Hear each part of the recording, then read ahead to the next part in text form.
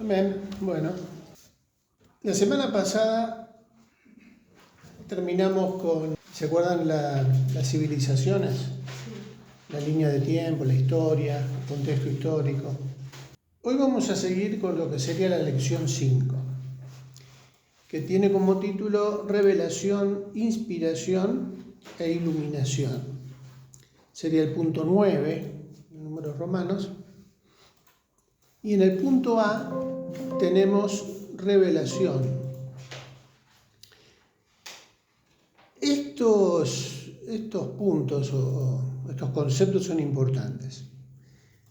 Son importantes porque nos dan la base, nos sientan una base sobre cómo se escribió la Biblia, quién es el que estuvo detrás del mensaje, del contenido. Y lógicamente lo que uno va aprendiendo cuando da los primeros pasos en el camino del Señor es que la Biblia se la conoce como ¿qué? Decimos que la Biblia es la palabra de Dios.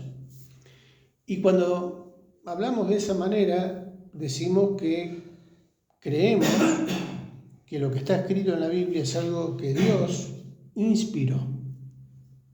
Pero también aparece la palabra revelación y aparece la palabra iluminación. Entonces lo que vamos a tratar de ver en esta clase es qué significa cada concepto, porque en realidad no son sinónimos. A veces lo usamos como sinónimo, porque Dios inspiró la palabra, porque Dios la reveló, y porque también Dios, a través del Espíritu Santo, ilumina nuestras mentes para poder entender el mensaje de la palabra, y de alguna manera iluminó a los autores originales, pero cada término es distinto. Entonces tenemos que entender el significado y realmente por qué decimos que la Biblia es la palabra de Dios. En primer lugar tenemos el concepto de revelación, ¿no? En el punto A tenemos, para leer ahora, el punto 1 y 2. Punto 1. Concepto etimológico. Revelar. Es descubrir lo ignorado o secreto. Correr el velo que encubría lo desconocido. Y revelación divina. Al hablar de revelación divina, entendemos que Dios, el Creador, manifiesta su poder y gloria, su naturaleza, carácter, voluntad. Es decir, se manifiesta a sí mismo a los hombres y lo hace de varias maneras, concretamente en 3 dimensiones.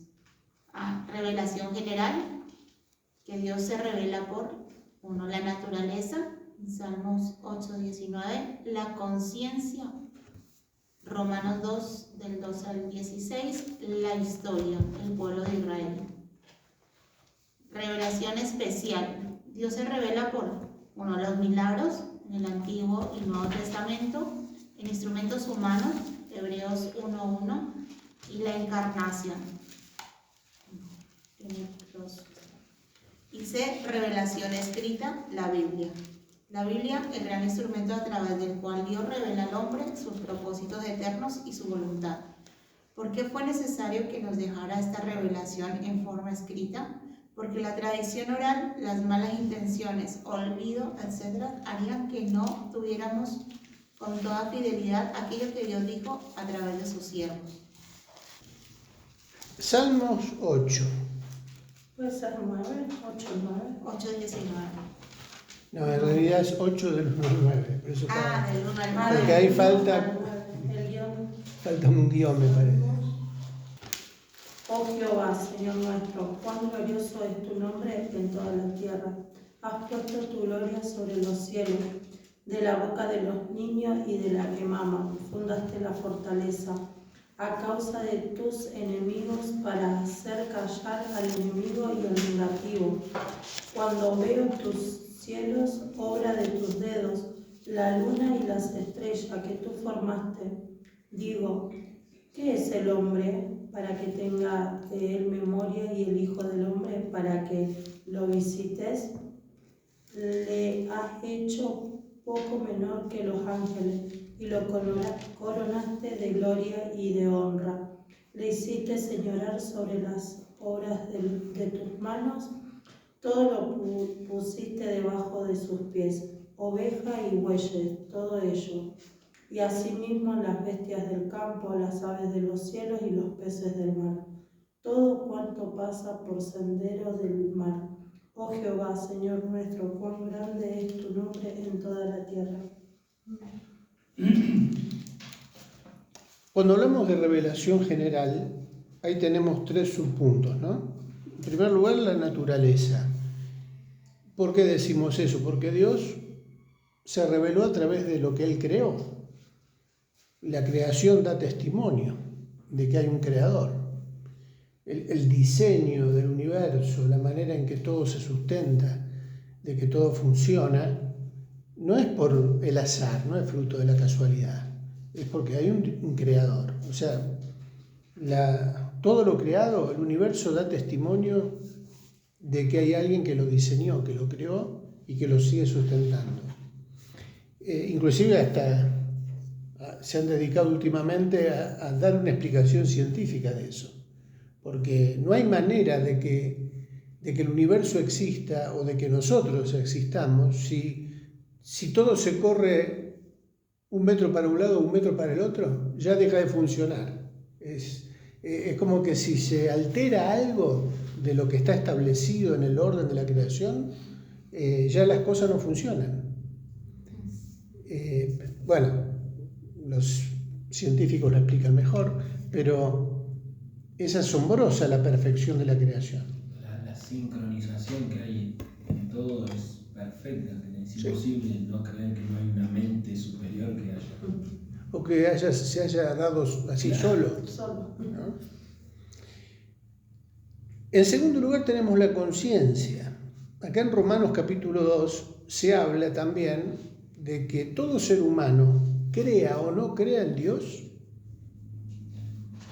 tiene conciencia del bien y del mal, o de lo que está bien y lo que está mal de acuerdo a su entorno, a su cultura, lo que sea, pero todo ser humano posee una capacidad de discernimiento. ¿Quién puso eso en el ser humano? Dios. Y el capítulo 2 de Romanos nos cuenta que hay una manera en que Dios va a juzgar al ser humano, aún a aquellos que nunca escucharon hablar de Él. Dios es justo y Él va a juzgar de acuerdo a su justicia, y Él tiene en cuenta a aquellos que quizás nunca escucharon hablar del Evangelio y murieron. ¿Qué va a pasar con ellos? Va a haber un criterio que Dios va a usar para juzgar. Y como Dios es justo, porque uno diría, pero ¿qué justicia sería si Él manda al infierno a alguien que nunca escuchó hablar de Dios? No importa, Dios va a usar un criterio y va a usar una manera para juzgar. De acuerdo a Romanos capítulo 2, ¿cuál es esa manera? Bueno, vamos a leerlo, si lo leímos. Romanos 2, 12 al 16. ¿Quién lo tiene? Porque todos los que sin ley han pecado, sin ley también perecerán. Y todos los que bajo la ley han pecado, por la ley serán juzgados. Porque no son los oidores de la ley los justos ante Dios, sino los hacedores de la ley serán justificados. Hasta el 16. Porque cuando los gentiles que no tienen ley hacen por naturaleza lo que es de ley, estos, aunque no tengan ley, son ley para sí mismos, mostrando la obra de la ley escrita en sus corazones, dando testimonio de su conciencia y acusándoles o defendiéndoles sus razonamientos. En el día en que Dios juzgará por Jesucristo los secretos de los hombres conforme a mi evangelio. ¿Qué es lo que dice Pablo acá? Que aunque la gente muera sin haber escuchado o sabido de la ley de Dios, hay una ley escrita, dice, en sus corazones. Y el versículo 15 dice, mostrando la obra de la ley escrita en sus corazones, dando testimonio, ¿qué cosa? Su conciencia. Su conciencia. Acá está la clave del asunto. dando testimonio su conciencia y acusándoles o defendiéndoles sus razonamientos. Este es el criterio que Dios va a usar. ¿Por qué? Porque, como decíamos recién, Dios puso esa capacidad en el ser humano cuando lo crea, y aunque nunca haya leído la Biblia, ni le hayan predicado el Evangelio, ni tenga conocimiento de que hay un Dios que creó el universo, fíjense que hasta las tribus más primitivas, ¿qué hacen? ¿Qué hicieron a lo largo de la historia? Había algo que los llevaba a adorar el sol, la luna, la lluvia, la tierra, la Pachamama. Todavía sigue. O sea, ¿por qué? Porque justamente ellos reconocen que hay algo que a todos nosotros nos trasciende. Hay algo superior, hay algo más elevado, hay algo a lo que le debemos la vida. Por eso adoran la lluvia o el sol, porque ellos entienden que eso es lo que sustenta la creación, lo que permite que las plantas germinen, que den fruto, que existan los animales y que se reproduzcan. Hay todo un ciclo de vida que el ser humano siempre entendió que no depende de ellos. Es algo que lo sobrepasa, que no sobrepasa. Entonces siempre rindieron culto a diferentes cosas, ¿no? Hasta animales le rendían cultos, porque entendían que ellos lo sustentaban, le daban la vida. Había algo que los llevaba a ese reconocimiento, pero también en la convivencia, en las relaciones, cada comunidad establecía sus reglas de vida. Y aunque quizás en una comunidad primitiva las costumbres eran para nosotros aberrantes, para ellos capaz que no. Ellos era natural en esa cultura. Y por ahí, bueno, a mí me pasó hace unos años, descubrir, por ejemplo, en el norte de Argentina, las comunidades de los huichí, por ejemplo, cómo crían a sus hijos o cómo el concepto que tienen de familia. Y estando ahí conviviendo con ellos, uno va aprendiendo que para ellos es normal abandonar un hijo o dejarlo. Y irse el padre a otro lado, porque por el trabajo, por las cuestiones de supervivencia, se van y dejan a la familia, dejan a los hijos, y se quedan un tiempo viviendo en algún otro lugar, y capaz que forman otra familia en otro lado, y no tienen ningún remordimiento de conciencia, por eso usamos la palabra conciencia. ¿Por qué? Porque toda la historia de esa comunidad fue así. ¿Qué pasa con esos niños? Y a mí me pasó conocer a niños que cuando uno convive con ellos, ellos viven felices, o sea, no tienen ninguna necesidad, ellos comen, duermen, tienen su lugar donde crecer, donde desarrollarse. ¿Por qué? Porque la comunidad los integra y los adopta como hijos de la comunidad. No tienen esa imagen que tiene que ser papá y mamá. Pero es la comunidad y son otras familias que se hacen cargo de los chicos que quedan porque el padre los dejó, o el padre y la madre, no sé. Pero no crecen con complejos, ni con problemas, de contención. Para ellos eso no es algo que para nosotros sería por ahí escandaloso. ¿Cómo van a abandonar a los hijos? ¿Cómo es? Quizás la ley nuestra los iniciaría en una causa por abandono de hogar o por abandono de... ¿No? Sí. Pero, bueno, así por... No me querían pedir. Sí, por lo menos ante la MEL llegaste. ¿Cómo va a llegar tarde? No, pero también eso habla de que internamente hay algo en el hombre Que lo lleva sí, y que no solo lo lleva a reconocer que hay algo supremo, sino también como a diferenciar, no sé si es la palabra correcta, el bien del mal. Hay algo interno que se inclina. Después hay cuestiones, hay culturas que la poligamia es normal, que cosas que para nosotros podrían ser hasta pecado, ¿sí? Que son pecados, pero en otras culturas no. Pero más allá de eso, algo en la raíz hay que el Señor puso desde el Edén, el poder discernir lo bueno y lo malo, la vida y la muerte. Bueno, a eso iba a llegar ahora. Pero ¿por qué ponía este ejemplo? Porque la conciencia a esa persona no la acusa. Al papá que abandonó, no hay algo que lo persigue, que lo traumatiza, deje a mí. No. O sea, en estos casos no hay algo que le está carcomiendo la cabeza porque hizo algo malo.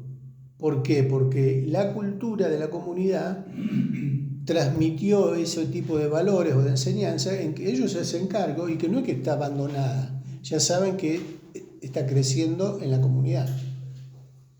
Bueno, pero es cierto también que más allá del entorno cultural, el concepto, el discernimiento del bien y del mal, ¿qué genera en el ser humano? Culpa. Ahí sí la cosa es distinta, porque sea cual sea, la palabra dice, por cuanto eres inexcusable, tu hombre, quien quiera que seas tú que juzgas. Porque nadie puede decir, a mí no me lo dijeron, esto no lo sabía, no. Tu conciencia de última te va a terminar dirigiendo a la idea de que hiciste algo malo y generar esa convicción de que hay algo malo. Y aunque los demás no lo sepan, vos lo sabés que está mal. Vos sabés que está mal. Ahí entra el razonamiento que dice... Claro. Acusándole, dice, o defendiéndole su razonamiento, dice Pablo, ¿no? El versículo 15, al final. Dando testimonio su conciencia y acusándole o defendiéndole sus razonamientos. Claro, ¿por qué lo hizo? Claro, porque ahí no puede alegar ignorancia o que le enseñaron así. No, hay algo que lo va a acusar. Y Dios lo va a juzgar de acuerdo a eso. No por algo que para otra cultura o para nosotros signifique un pecado o una violación de la ley civil o lo que sea, no. Porque si su conciencia no lo acusa, no va a ser culpable por eso, porque para él estaba bien. Pero siempre, sea cual sea, en el entorno que sea, en la comunidad primitiva que sea, siempre va a haber algo que si está mal, la conciencia lo va a acusar que está mal.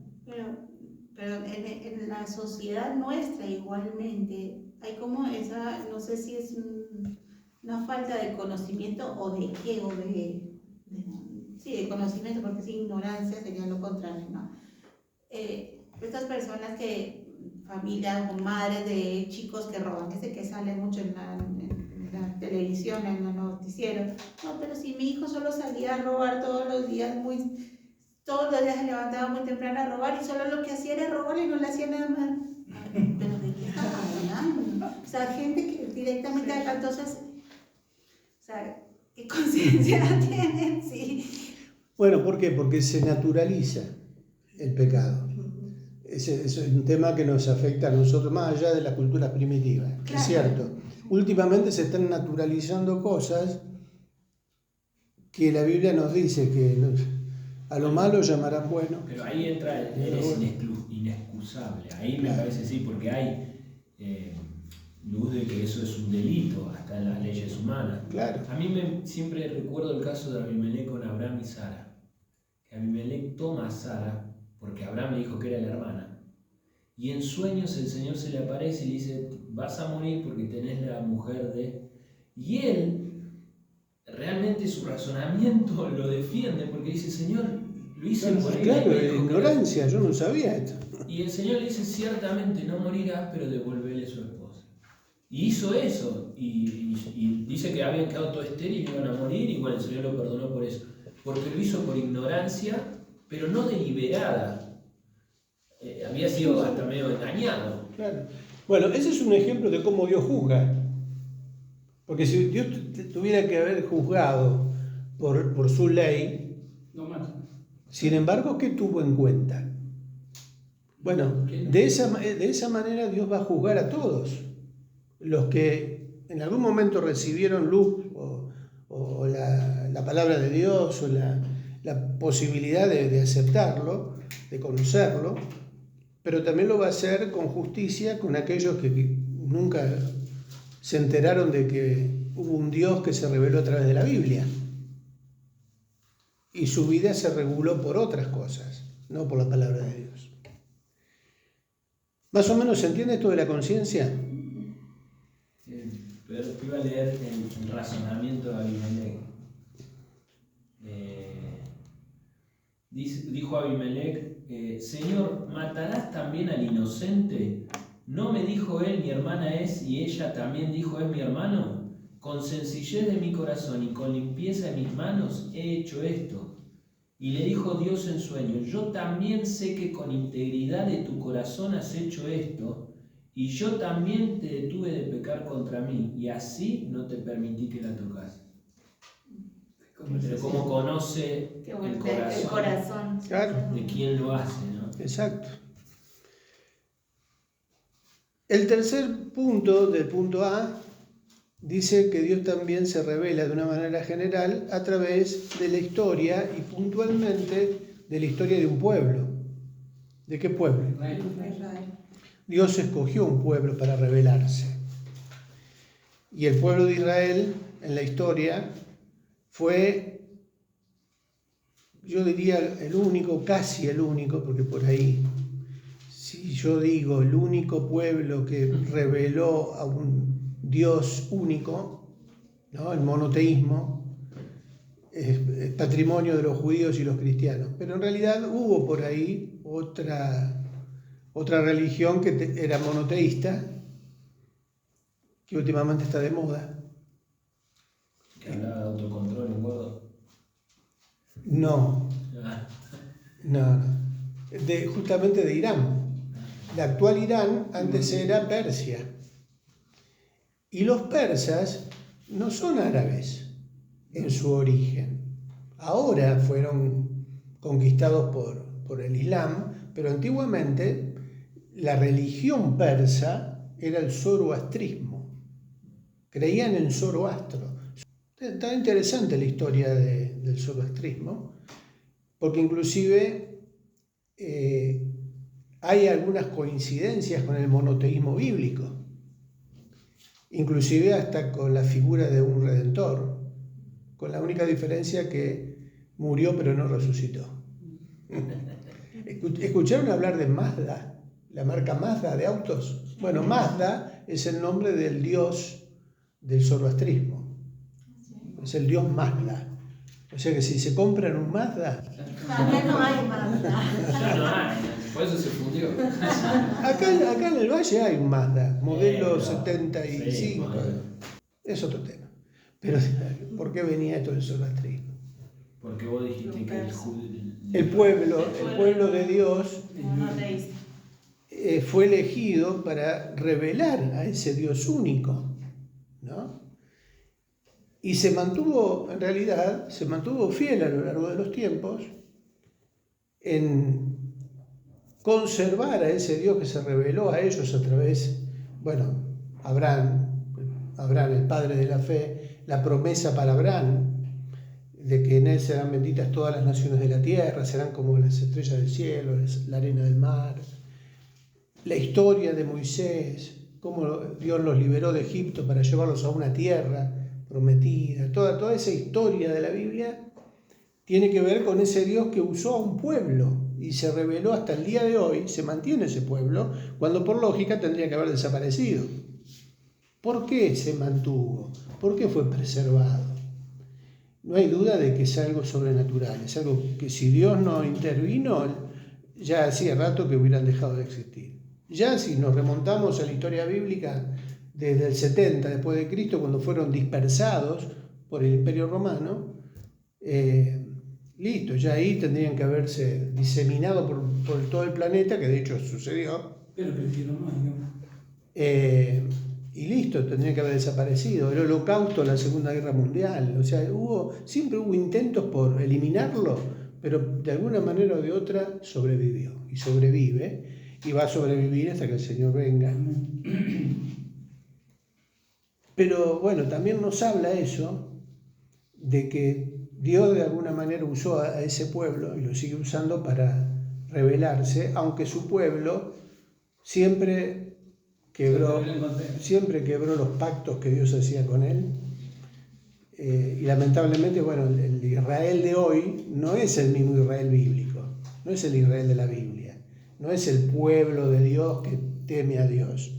Lamentablemente, la mayoría de los judíos en Israel son ateos o agnósticos.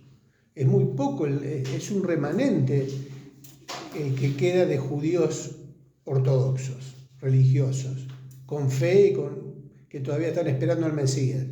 Más allá del error que tengan, ellos siguen esperando a su Salvador, a su Mesías. Pero es la minoría. Es la minoría. Bueno, sin embargo, a pesar de todo, a pesar de que muchas veces le dio la espalda a Dios, Dios mantiene vivo a ese pueblo. Entonces decimos que en la revelación general Dios se revela por la naturaleza, por la conciencia, por la historia, a través de su pueblo. En segundo lugar, dentro de este proceso de revelación divina, tenemos lo que se conoce como la revelación especial. Dios se revela por, en primer lugar, los milagros, Antiguo Testamento y Nuevo Testamento. Llamamos especial a esas cosas especiales, sobrenaturales, que se distinguen, que no son normales, que no son comunes. Los milagros, hechos sobrenaturales. Dios, a lo largo de la historia de la Biblia, se encargó de mostrar y de que quede registrado hechos asombrosos. La alteración del curso natural de la naturaleza, aunque parezca una redundancia. Alteraciones de las cosas normales que no tienen explicación. Entonces, de eso hablamos cuando hablamos de los milagros, que dentro de su contexto decimos que son milagros, más allá de que algunos dicen, no, pero eso tiene una explicación científica. ¿Se acuerdan las plagas de Egipto? Bueno, a las plagas de Egipto, el mundo científico le busca la manera de desautorizarlas o de desacreditarlas como milagros, porque dice que son hechos naturales, ¿no? Que de alguna manera lo pueden explicar con la ciencia y con el método científico. Pero ¿en dónde radica el milagro? En el contexto de la historia, en cómo se dan, en el momento en que se dan. ¿Cómo puede ser que el Mar Rojo se abra para que pase el pueblo y se cierre cuando los enemigos de ese pueblo que lo perseguían estaban por el medio del cauce? Entonces, sí, pueden ser hechos naturales, pero ¿quién maneja la naturaleza? Y la consecuencia, consecuencia, ¿cómo sería?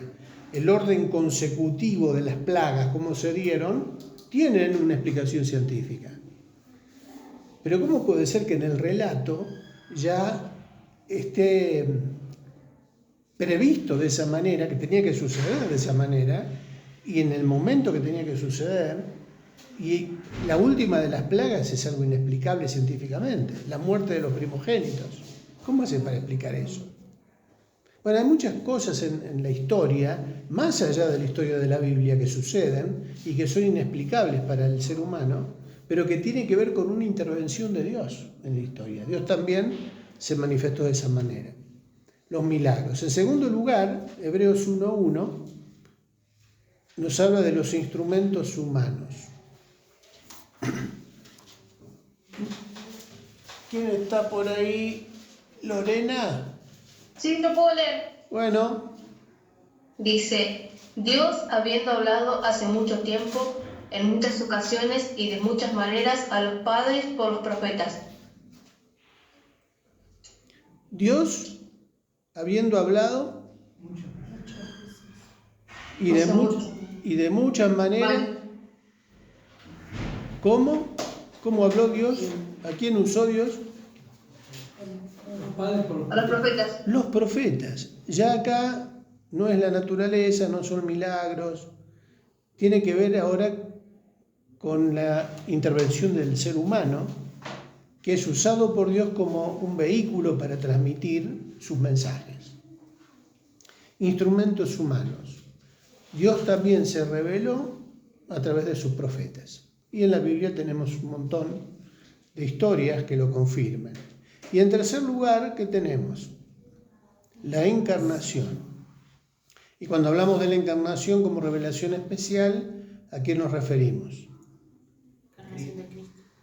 A Jesús, a la aparición de Jesús en la historia, o sea, de alguien que se encarna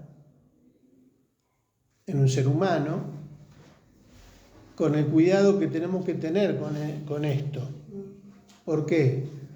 Porque si decimos que Dios se encarna en un ser humano, ¿qué riesgo corremos? Cuando vemos atributos de Dios, vemos este punto en más profundidad. Hay una herejía, creo que era Nestorio. Nestorio era alguien que dijo que en realidad Dios se encarna en un hombre que ya existía. La encarnación fue eso, según Nestorio. Dios que ocupa un cuerpo humano. ¿Por qué se la considera una herejía? Porque si Dios se encarna en un cuerpo humano, el sacrificio de ese cuerpo en la cruz, ¿es válido? No. ¿Por qué? Porque nació de un pecador. Muy bien, exactamente. Porque ese cuerpo tuvo un nacimiento común entre un hombre y una mujer, que esa mujer concibe con su esposo un hijo, y por lo tanto esa naturaleza es una naturaleza humana caída, pecadora, por naturaleza. Ese sacrificio no es válido porque, según la Biblia, el Cordero de Dios que quita el pecado del mundo, ¿cómo tenía que ser? sin mancha. Sin mancha, santo, perfecto, no podía tener pecado. Al ser una persona común y corriente como nosotros, no reunía la condición para ser sacrificada por nosotros, tenía que ser santo. Por eso la encarnación, la palabra casi ya lo define. ¿Qué es lo que se encarna? ¿Qué es lo que que toma forma de cuerpo, que se encarna en un cuerpo? El Espíritu. Pero tiene que ser algo que previamente tenía que existir de otra forma. Si no, ¿cómo se va a encarnar? O sea, cuando hablamos de que Dios se hizo hombre, Dios se hace hombre, se tiene que hacer hombre encarnándose en la persona de Jesucristo, pero concibiendo en María por el Espíritu Santo. Por eso tuvo que ser de esa manera para que sea válido el sacrificio. Porque si no sería un hombre común y corriente. Entonces Dios se tuvo que encarnar, se tuvo que hacer hombre, no tomando un cuerpo ya existente, sino siendo concebido para que sea hombre y sea Dios. ¿No? Es impresionante, es un plan perfecto. Tenía que ser Dios, pero también hombre, para que el sacrificio sea también real. ¿Jesús derramó sangre ficticia? Tuvo que ser sangre humana, porque si no tampoco era válido. La validez del sacrificio demandaba esa condición, tenía que ser sangre. Por eso tenía que ser 100% hombre, pero también 100% Dios. Impresionante. Bueno, la encarnación, y ahí están todos los textos. Bueno, el Evangelio de Juan, bueno, el versículo 1 del capítulo 1, ¿qué dice?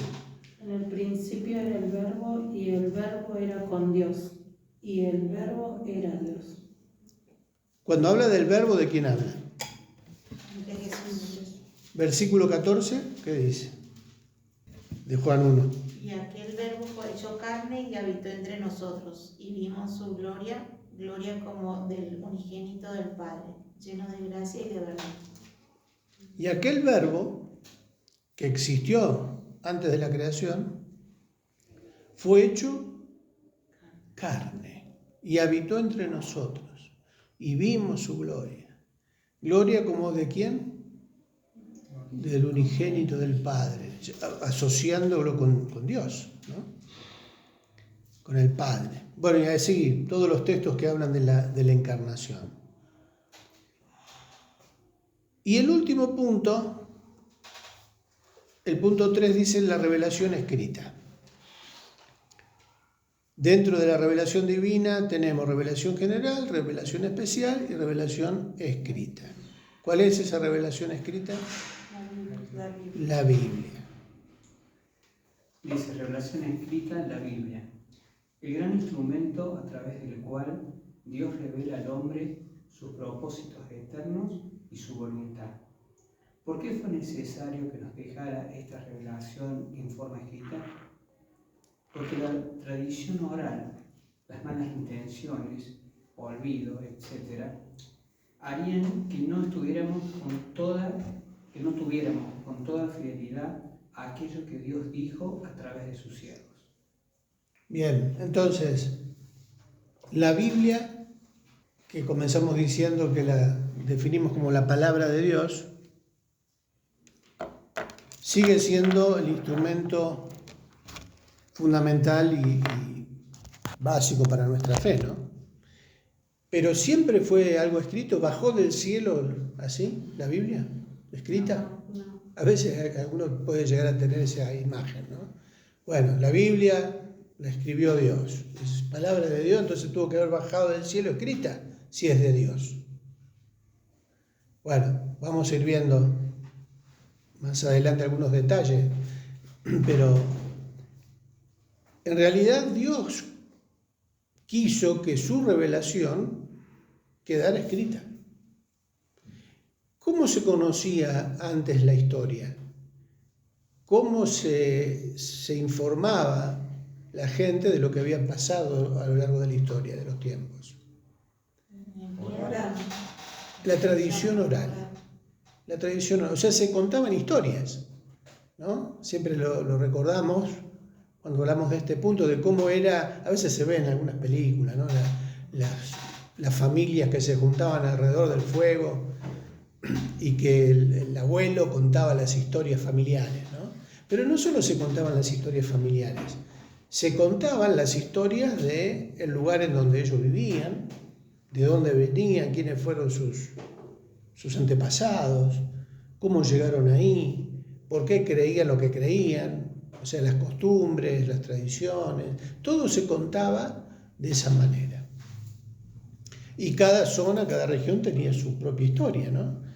Pero había cuestiones que eran comunes, las tradiciones orales que contaban el origen de la nación, pero también el origen de la vida. Por eso vemos que antes de que existiera la escritura, esa era la manera, la forma de comunicar y de tener la memoria, o de tener en la memoria la información que recibían de las generaciones anteriores. Hasta que se inventa la escritura, ¿se acuerdan que lo vimos la otra vez?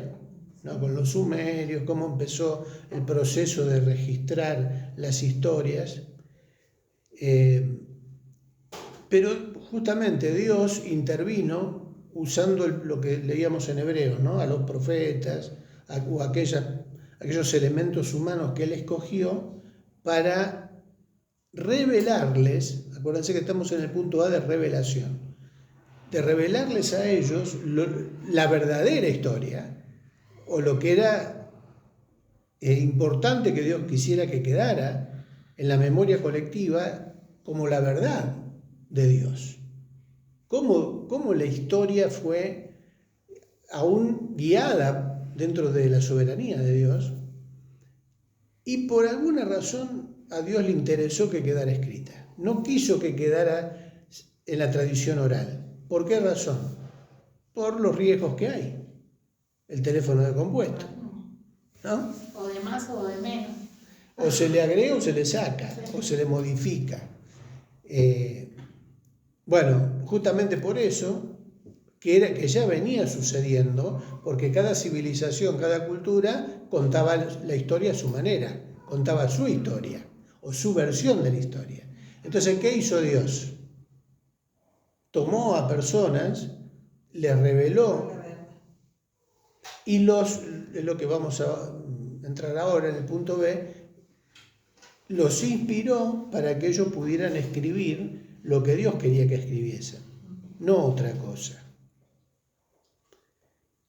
Entonces, en este punto A, sobre revelación, tenemos estas 3 maneras de revelación, y como punto final, en el punto C, tenemos a la Biblia como revelación escrita.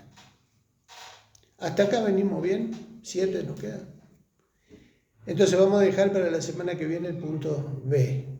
Vayan leyendo inspiración. ¿Se acuerdan lo que dice 2 Timoteo 3:16? Toda la escritura, La palabra inspirada por Dios. ¿Lo tenés? Sí. toda la escritura es inspirada por Dios y útil para enseñar, para redarguir, para corregir, para instruir en justicia. Toda la escritura es... Por Dios. Acá aparece el concepto de inspiración. Inspiración. ¿En qué se diferencia con revelación? Semana que viene. Vayan buscando definiciones. De inspiración. Claro, vamos a ir viendo revelación, inspiración y después iluminación. Y al final vamos a ver qué las distingue y por qué es importante tener en cuenta esto. Dios en la actualidad puede seguir revelando palabra inspirada, así como lo hizo con los profetas. Dios es Dios, ¿quién lo puede hacer? Sí,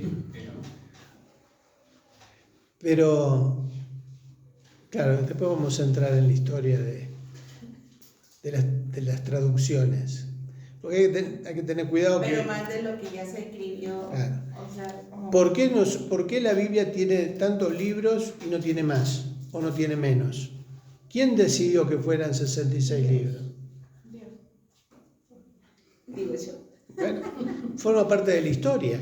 La Biblia tiene su historia. No siempre tuvieron la misma cantidad de libros. La versión católica tiene más libros que la versión evangélica.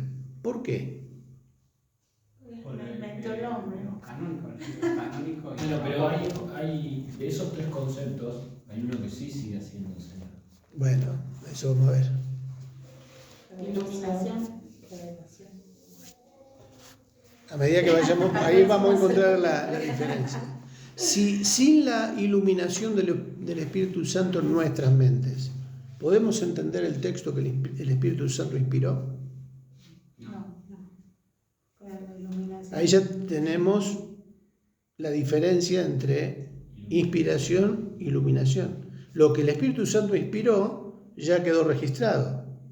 Palabra santa, como dice el dicho. Eso es verdaderamente palabra santa, inspirada por Dios. No hay que buscarle cosas raras, ya está. Pero sí lo que tenemos que hacer cada vez que abrimos la Biblia es que Pedir iluminación. orar para que Dios ilumine nuestra mente, para que podamos entender lo que Él ya reveló e inspiró en los autores originales. Por eso para nosotros la Biblia es la guía. No necesitamos Libros nuevos. cosas alternativas. Sí podemos tener recursos documentales para ayudarnos, pero lo que Dios reveló y inspiró a través de los autores originales es lo que hoy el Espíritu Santo ilumina en nuestra mente para que podamos entenderlo. Eso es lo que no hace más. ¿Qué cosa? Revelar, inspirar, pero Claro. sí iluminar. Pero sí iluminar. Bueno, ya está, terminamos, adelantamos toda la clase. Digamos, los escritores que actualmente pueden llegar, digamos, a escribir libros de personas o pastores que pueden llegar a estar realmente, bueno, escriben libros inspirados por Dios. O sea, digamos que un libro de Bueno, algún... por eso yo quería que eso lo vamos la semana que viene. No nos adelantemos. ¿Por qué? Porque hay muchas teorías y últimamente, en las últimas décadas, aparecieron personajes que pretendían estar a la misma altura de la revelación divina y que sus enseñanzas o sus escritos tenían la misma autoridad de la Biblia y aún más, porque aclaraban cosas que la Biblia no aclaraba. Entonces se ponían en un escalón superior. Cuidado con eso, que de eso hoy hay varios vivos que están queriendo bajar esa línea para obtener poder y dominio sobre las personas. Así que hay que cuidarse de eso. ¿Oramos? Claudio. Señor, te damos muchas gracias. Gracias por esta noche, gracias por poder estar aquí. Gracias por tu palabra, Señor. Gracias porque podamos ser instruidos en ella. Pedimos una vez más, Señor, tu guía, tu bendición, Señor, que tú nos des entendimiento, Señor, para entender todas las cosas y que aún podamos meditar en todo esto, Señor, al regresar a casa. Te pedimos, Dios, que nos guardes en nuestro regreso, Señor. En el nombre de Jesús, te damos gracias por todo, Señor. Amén. Amén. Amén.